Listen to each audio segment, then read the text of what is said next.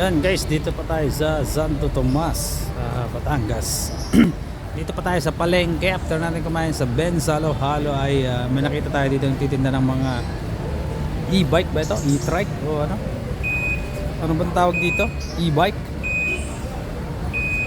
Yan guys, promo ng home credit.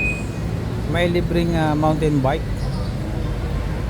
Tinatanong ko kung pwedeng kunin na lang yung mountain bike, hindi na ako bibili ng e-bike, pero hindi pumayag.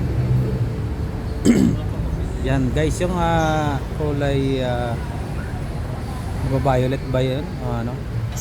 Purple. Yan, yung guys ang 84,000 guys sa hulugan.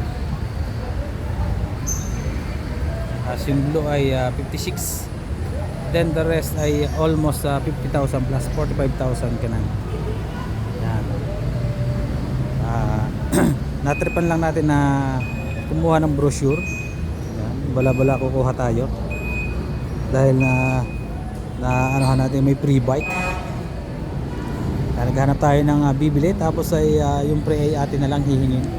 Yan. Kaso ang tagal ko na dito, wala pang bumibili. Yan guys. Uwi na ako. Bye bye, God bless.